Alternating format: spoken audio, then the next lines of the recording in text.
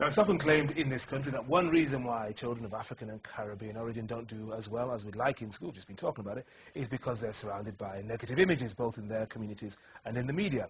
When artists challenge this, they usually do so through literature or music. But our final guest is bucking that trend through animation. Bino. Bino. Fino. Bino and Fino. Bino. Bino. Fino. Bino. Bino and Fino. Mama special soup. Bino. Bino. Lunch is ready. Come now, let's go and eat. Yay! Time for Mama special soup. Don't forget to wash your hands. Bino and Bino wash their hands. No, you stop it, Bino. Bino, stop it. Now, everyone is ready for Mama special soup.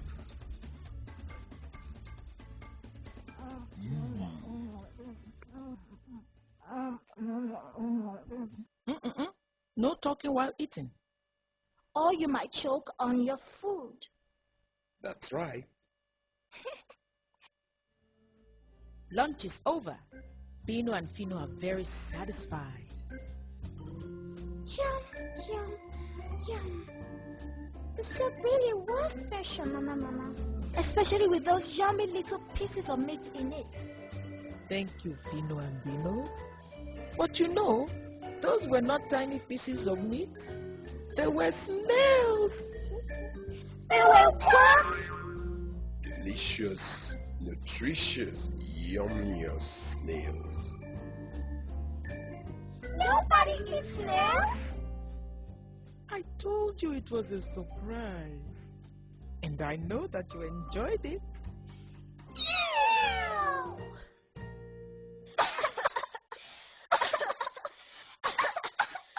Now, why wasn't it like that when I was growing up? What I had with Tom and Jerry. Adamu, well done. Thank you very much for joining us. Tell us about the origin of Bino and Fino. I love the names, first of all. Thanks. The origins, basically, it was something I had in my mind for years. Yeah. I just thought, how come we don't have any decent African-made cartoons for children? Yeah. Not just for black children, African children, just for children generally. Yes. And it started from that starting point, basically, went from there. Okay. Yeah. And then, what was the process you had to go through before you kind of came up with this creation and actually brought it to screen? Okay, it's pretty tough. Yeah. I set up a studio. I'm Nigerian, yeah. So I set up a studio in Abuja.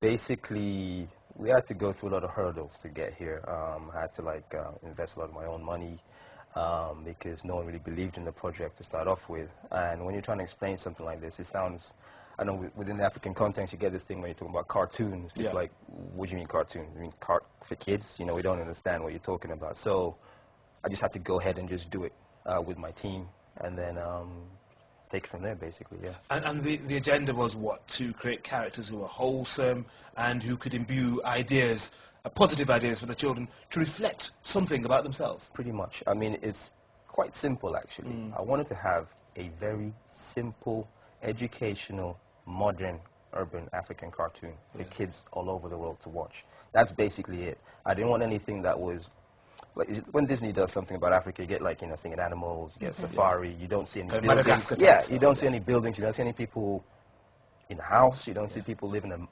like a normal urban life, like in Lagos, Abuja, Accra, wherever in Africa you are. So yeah, that's the idea. Wonderful. I can see you nodding, Catherine. This is because, start them younger, you're thinking, or what? Yeah, well, I think it's great. I mean, clearly, I do think schools are failing black children, but also the media that's out there, the street culture, all of that, and it's wonderful, the idea that black children see themselves in a cartoon. Yeah. I think that's important. I think, for instance, having Obama in the United States as the president, I think that makes a big difference for children when they grow up and see that. And I think children growing up in Nigeria, for instance, have that advantage. When you grow up in a black country, there are lots of black doctors and black lawyers and black politicians, and it's not odd to be black. Well, you'd be surprised. Actually, no. Well, yes, in one sense, but the media, when it comes to media, I think I'd say like 95%, almost 100% of our children's media is imported. Right. And I've met people in shops where there's a company I know, they're trying to sell like black dolls, like black Barbie dolls, you know, but black dolls, as in, you know, with African in dolls. Nigeria? In Nigeria. They go to the word. shops. They go to the shops to sell them, and the shop owners are going, no, we want white dolls because white dolls sell Covered better. that before. Oh, really? It's astonishing. Yeah. In the leading yeah. African country. Yeah, and that's just everywhere. I mean, I can talk about Nigeria. I know it happens Yeah. in Kenya. I know it happens in Ghana. Those people I speak to. But that's what you're dealing with. You know, it's that deep. So yes, we don't have to deal with the issue of, like, you know, we see black doctors and black presidents all the time. But when it comes to the media, what we're getting is different. Regina, you're nodding your head. I'm nodding because now you mentioned black dolls, because that's an issue that we've covered in the New African Woman magazine, where people have written in where children actually, I think The Voice has also covered that issue quite extensively, where you put two dolls together, white, and they'll choose the white one. You know, instead of the black. This means then, when you created these two characters, Bino and Fino, you couldn't just make them ordinary, everyday children. You had to put a bit of politics in there too. Is that right? Well, we're trying to. People are Because actually the saying, landscape isn't just flat; it isn't level; it's undulating. yeah, I mean, basically what we're saying is this. Someone told us, look, you do know what you're doing is political. I don't see it that way, but it is subtly. We're not trying to become... It's actually... I can ask you a question. If you can name me just one well-known African children's cartoon that's as famous as, say, Dora the Explorer. I struggle. From Africa. I struggle, yeah. That's education. That's educational as well. No, I struggle. Yeah. There isn't any. There are not any at all. So... But that's not the reason why you went into the business of animation in the first place, is no. it? No, I just like drawing comics. You've been that way the whole time? I've been that way since I was a kid.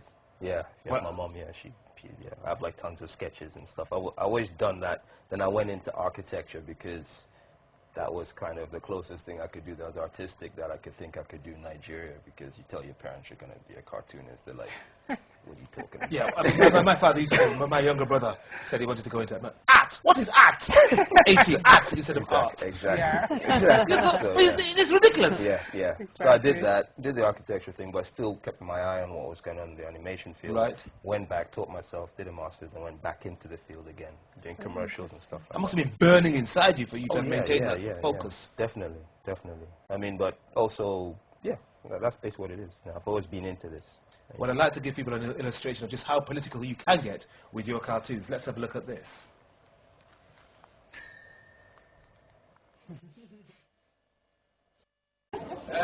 Nigeria is a big country. If Ghana, if Guinea will take courage to defeat Nigeria, they are taking the biggest risk.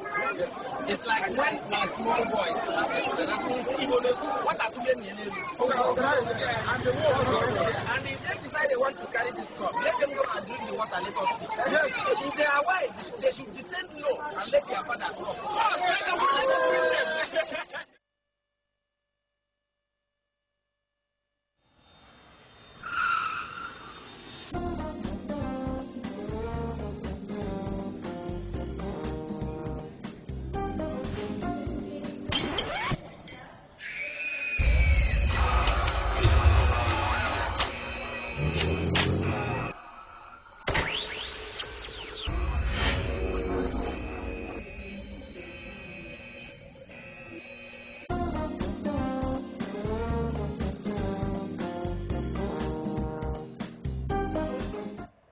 Oh, we've been splitting our sides with laughter there at the Nigeria. Oh, everyone's going crazy. So what's the response been to some of these, cartoons to Bino and Fino and then this political stuff? The political stuff... Particularly in Nigeria.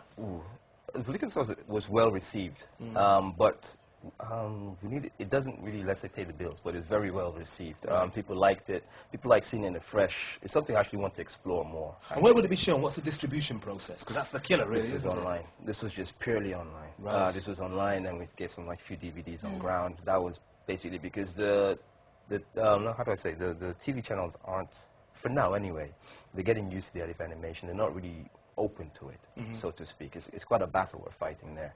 Regarding Bino and Fino, the response has been very good. Well, the problem is getting to know about it, marketing eyes, because like say Disney have maybe 2 to 3 million just for marketing alone for one title. Right. You know, we don't have that. We're doing word by mouth, online. We have Facebook, YouTube, Twitter, all of that. We're trying to use those social media networks. But still, we need to meet people on ground, speak to people like you, Yeah. and thanks for you for giving us this Yeah. opportunity as well, you know, to get the word out there. But once they see it, This is the thing. Yeah. I'm very impressed with the fact that you're producing it not in the UK with all the facilities and the advantages we have here, but actually in Abuja, in Nigeria. What's Yeah. that been like?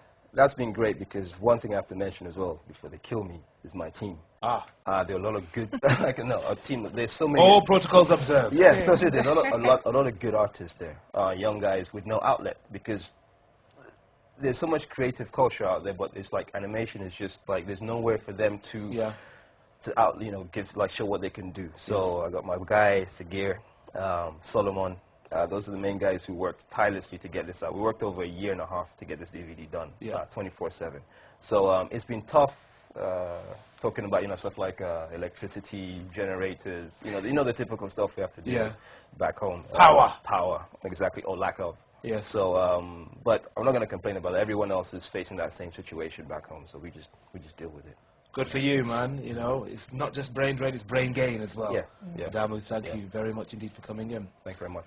And that's it for Shoot the Messenger this week. Many thanks to our guests, Regina Melanda, Peter Moore, Catherine Birbal Singh, and Adamu Waziri. Remember, you can watch this all again on our website, voxafrica.co.uk/STM, and catch selected highlights on our Facebook page.